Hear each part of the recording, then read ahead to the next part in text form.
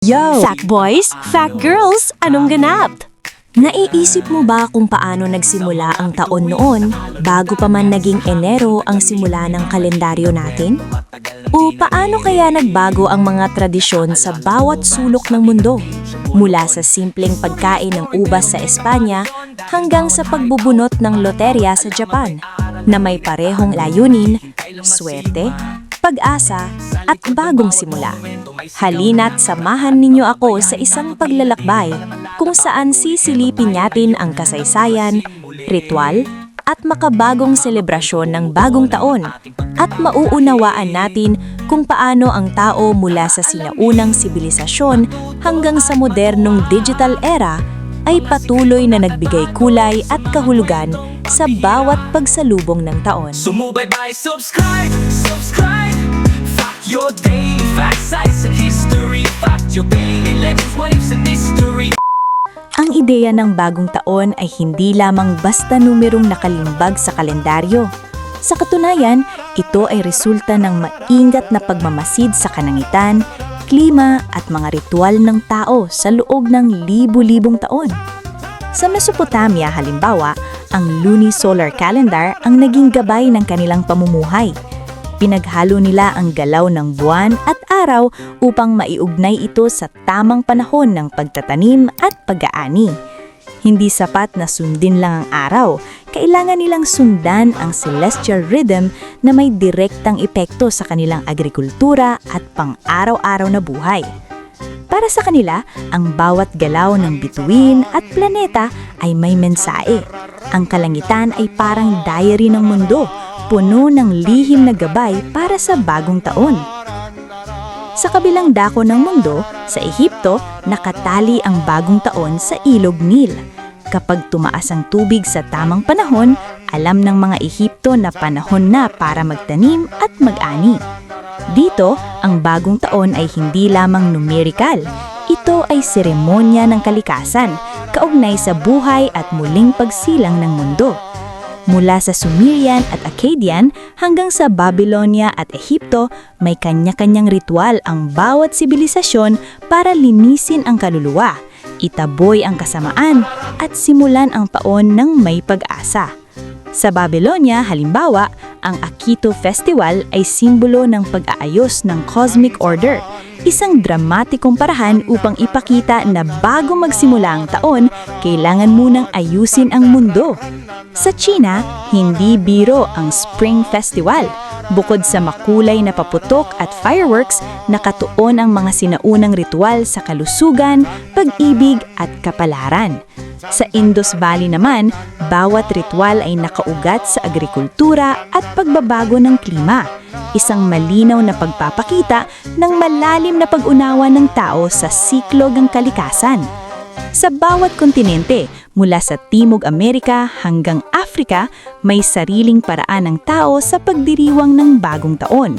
Sayaw, awit, ritual sa tubig at iba pang selebrasyon na nagpapalakas ng komunidad at pagkakakilanlan. Kung titignan natin ang sinaunang kalendaryo, ang bawat selebrasyon ng bagong taon ay may rason at koneksyon sa kalangitan at kalikasan.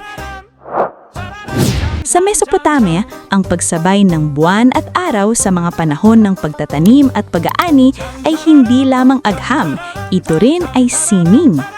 Ang bawat seremonya tulad ng pag-aalay at sayaw ay may layuning itaboy ang malas at magdala ng swerte.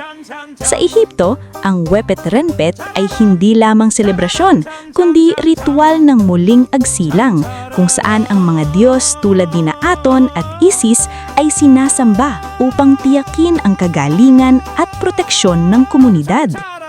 Sa China, ang Spring Festival ay may modernong anyo ng fireworks, kundi ang ugat nito ay ritual para sa kalusugan at swerte. Ang mga tao sa Korea at Japan ay may solal at oshogatsu, kung saan binabayaran ang respeto sa ninuno, nagbubunot ng lottery at nagtutunog ng mga kampana at tambol upang itaboy ang masasamang espiritu. Ang bawat kilos ay puno ng simbolismo, mula sa pagkain hanggang sa musika, at nagpapakita ng malalim na koneksyon sa pamilya at komunidad.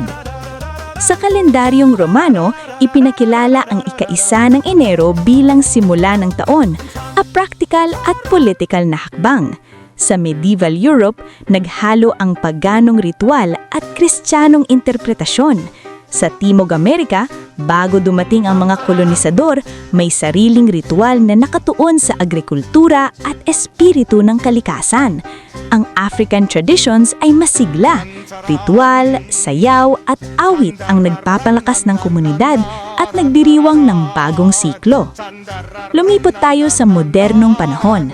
Ang bagong taon ay hindi na lamang relihiyoso o agrikultural. Sa mga lungsod, ang New Year's Eve ay malaking publikong kaganapan, puno ng ilaw, musika at libo-libong tao. Ang fireworks na nagmula sa China bilang ritual laban sa masasamang espiritu ay naging global spectacle. Sa social media, ang countdown live streams, hashtag challenges at virtual greetings ay nagbigay daan sa global participation.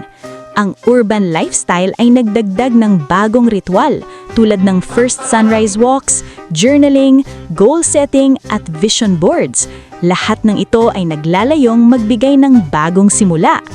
Sa pagkain at inumin, may fusion dishes at pop-up feasts na nagpapakita ng global influence at modern taste. Nananatili ang tradisyonal na pagkain, ngunit ang presentasyon at social sharing ay nagiging cultural performance. Halimbawa, sa Asia, noodles para sa longevity. Sa Europe, tinapay para sa kayamanan. Sa bawat hapag ng daminan, naroon ang kombinasyon ng kultura, kasaysayan at kreatibidad na nagbibigay kahulugan sa pagsalubong ng taon. Ang environmental awareness ay nag-i-introduce ng eco-friendly fireworks, laser light shows at biodegradable confetti. Pinapakita nito kung paano inintegrate ng modernong lipunan ang sustainability sa mga ritual. Sa global scale, ang bagong taon ay nagiging platform para sa cultural exchange, tourism at creative collaboration. Ang mga lokal na tradisyon ay may global resonance na nagtataguyod ng shared identity sa harap ng mabilis na pagbabago. Ang bagong taon ay isang temporal landmark para sa goal setting at behavioral change.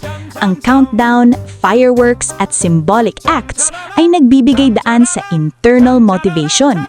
Ang urban events ay nagpapakita ng social stratification, elite gathering sa hotel, public countdown sa kalye.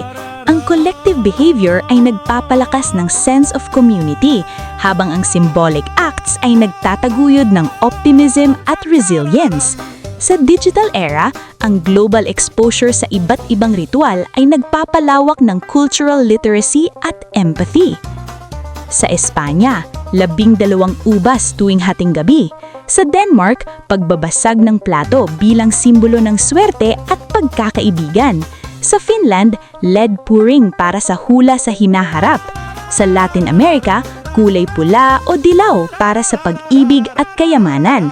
Sa Caribbean, pagtatapon ng balde ng tubig para hugasan ng malas. Sa Asia, solal sa Korea at oshogatsu sa Japan na puno ng respeto sa ninuno at ritual laban sa masasamang espiritu. Ang bawat kilos ay puno ng simbolismo, mula sa pagkain hanggang sa musika, at nagpapakita ng malalim na koneksyon sa pamilya at komunidad.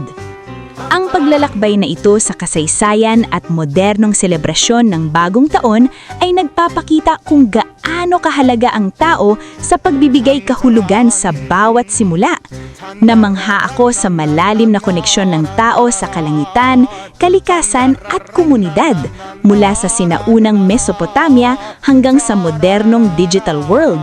Nakakatuwang isipin na kahit iba't ibang ritual at kultura, iisa ang layunin, ang ipagdiriwang ang bagong simula, magdala ng pag-asa at palakasin ang ugnayan ng bawat isa. Sa bawat bituin, sayaw, pagkain at seremonya, patuloy nating isinasabuhay ang imahinasyon at pagkamalikhain ng sangkatauhan sa pagtanggap ng bagong taon. Comment mo nga sa baba kung ano ang New Year's resolution mo. Maya po! Hanggang sa muli, ito po ang Fact Yo Daily. Mga sikretong nakatago sa mga kwentong pambihin. tira. Sumubay, subscribe! Fact your daily Grabe, facts, history. sintonado eh. Fact your daily legends, what ifs and history. Fact your daily, bawat araw bagong discovery. Sumubay at matuto. Fact your baby. Yo, yo, yo. Fact your, fact your, fact your.